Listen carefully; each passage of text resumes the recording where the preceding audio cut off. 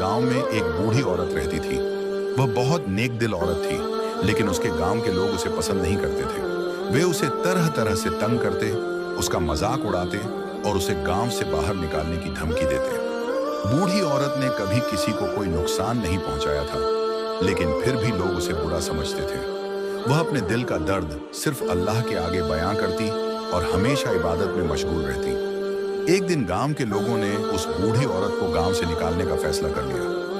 वे उसे धक्के देकर गांव से बाहर छोड़ आए। बूढ़ी औरत बेबस थी, लेकिन उसने अपने रब पर भरोसा रखा। वह चलती रही। चलते चलते वह एक सुनसान पहाड़ी इलाके में पहुंची। वहां उसे एक पेड़ के नीचे बैठा हुआ एक परिंदा नजर आया। वह परिंदा बहुत कमजोर था, उसके पंख टूटे हुए थे और वह उड़ने में असमर्थ था। बूढ़ी औरत को उस पर दया आ गई। उसने अपनी चादर से एक टुकड़ा फाड़कर परिंदे के जख्मों पर बांध दिया और उसके लिए कुछ खाने का इंतजाम किया। धीरे धीरे परिंदा ठीक होने लगा, लेकिन उसने उस जगह को छोड़कर उड़ने की कोशिश नहीं की। वह बूढ़ी औरत के पास ही रहने लगा। बूढ़ी औरत ने उसी जगह एक छोटी सी झोपड़ी बना ली और वहीं रहने लगी। वह रोज इबादत करती, कुरान की तिलावत करती और अल्लाह से अपना दर्द बयां करती।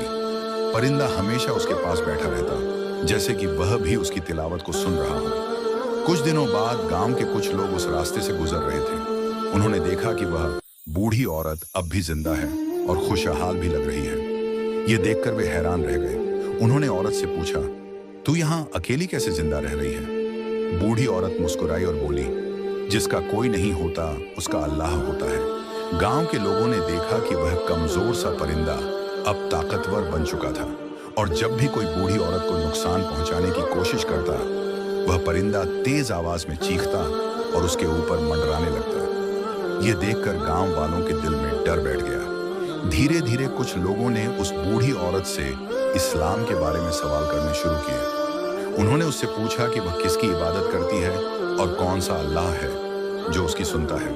बूढ़ी औरत ने उन्हें प्यार से समझाया और धीरे धीरे कुछ लोग इस्लाम की हकीकत को समझने लगे। फिर एक दिन वही गांव जिसने बूढ़ी औरत को निकाल दिया था, इस्लाम की रोशनी से जगमगा उठा। लोग अब पत्थरों के बुतों की पूजा छोड़कर सच्चे अल्लाह की इबादत करने लगे। यह सब उस बूढ़ी औरत के सब्र और अल्लाह पर भरोसे का नतीजा था।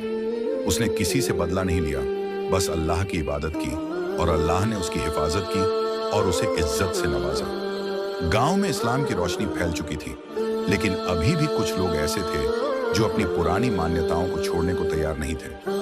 वे बूढ़ी औरत से जलने लगे और सोचने लगे कि यह सब उसी की वजह से हुआ है। वे आपस में कानाफूसी करने लगे कि हमें इसे खत्म कर देना चाहिए, वरना हमारा पूरा गांव इसी के साथ हो जाएगा। एक रात जब बूढ़ी औरत अपनी झोपड़ी में इबादत में मशगूल थी, कुछ लोगों ने मिलकर उसकी झोपड़ी को आग लगाने का फैसला किया।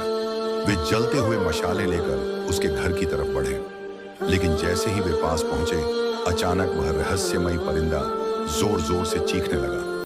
उसकी चीखें इतनी तेज थीं कि पूरा गांव जाग उठा।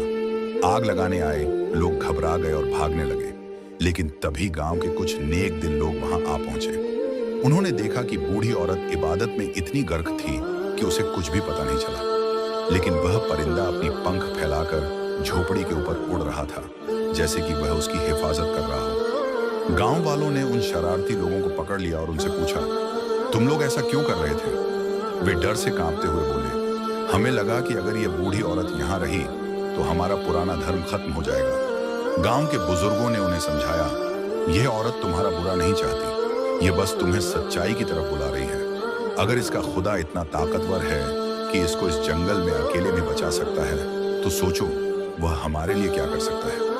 उन लोगों के दिलों में बात उतर गई। वे बूढ़ी औरत के पास गए, माफी मांगी और कहा, हमें भी उस अल्लाह के बारे में बताइए जिसने आपकी हिफाजत की।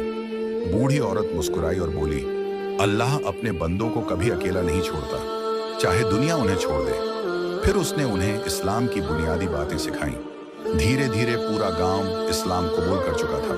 फिर एक दिन जब सुबह की अंजान की पहली किरणें फूट रही थीं, वह बूढ़ी औरत सजदे में थी।